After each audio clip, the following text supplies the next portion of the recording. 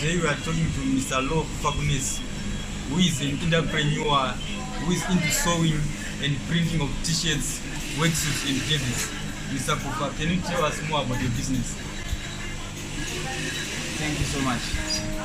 Now, our business is about manufacturing. We do manufacture worksuits, t-shirts. We buy material and do the cuttings and do the sewing under one roof. Mr. Kufa, a lot of people struggle in business, and a lot of people want to go into business, but they don't know where to start and how to do it. Before going into sewing business, did you have any prior experience or skills? No.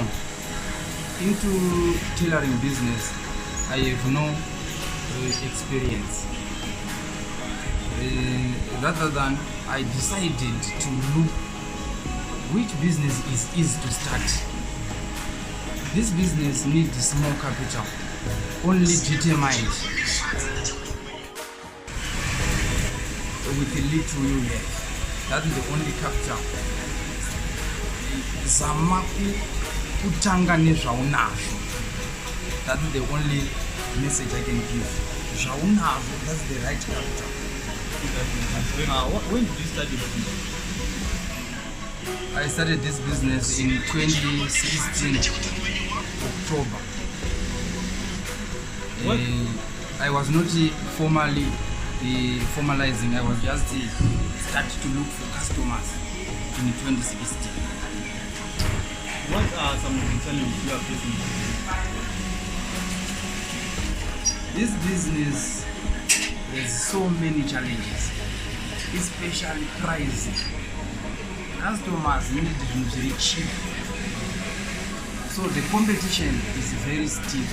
But the only thing to maneuver is to do zvinhu quality yakanaka, and also kwanisa kunzwa zvichemo zvemacustomers mashoma anenge auya iwana ndo anozoita determined your growth. How big is your market and how do you market your products? Normally we give my customers our own t-shirts aka brand anotaura kuti tinoitei, also pafacebook dzimwe nguva, and also tinotomaketwa nemacustomer anorefer other customers. When was your breakthrough in this business? The time when you can say things began to take shape? Late 2019 is when I started to see the direction, because I was finding better customers vasinganetsi kubhata, vanouya vachikupa madeposit uchiita basa then balance later. How did you manage to remain in business during the difficult times, the inflation, the liquidity, and the COVID-19? It was grace, because lockdown mama kaipa business, what they were no business. Hakuna munhu aiorder worksuit, hakuna magatherings. T-shirts anotengwa nevanhu vari kuita zvemapati, zvemachurches, saka papasina. Saka waitongozoti kana ukanzwa kwaitawo kwafiwa wanoda kuita nyaradzo. But it was the hardest time.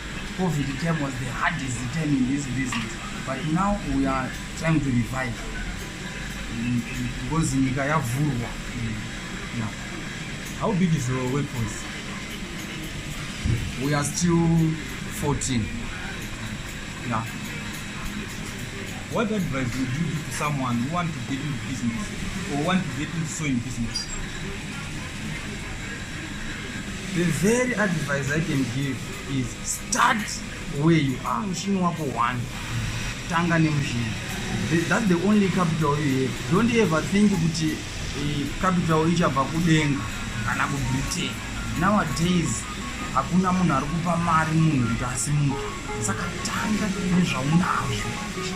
Tanga kubva ipapo. Then you plan in the next 3 months I want to do another machine. In the next 4 months. Ove nema-principles ekuseva for a certain thing you want to buy. what help or assistance would you expect from the government or from other institutions? Loans. We expect the government yapa small enterprises loans, flexible loans. Asina ma requirements are hard. How can somebody another requirement munhu ari kutanga business anobva bank statement? Bank statement inindiri kutanga pamwe bhengi racho handisati ndatomboinapo. Saka izvozvo machallenges atinowana. Also kuma-institutions akaita semabanks kana achida kuvhura maaccounts ngavasatipi pama-requirements anotivharira panze. That's why you see kuti ma-small enterprises mazhinji ari kungorana kunge musika, because ma-conditions atinenge tichitarisira ari hard. We end up waita fed up usiyana nazvo zvekuda kuformaliza zvinoti unongozozviona pazve zvaomera ipapo. Guys, we've come to the end of our episode. Hope we have learned one or two things in business management, money making, and entrepreneurship. It's about in 30 minutes. I want to thank you for those who are going to view and those who had learned something from my words. I want to thank you for that.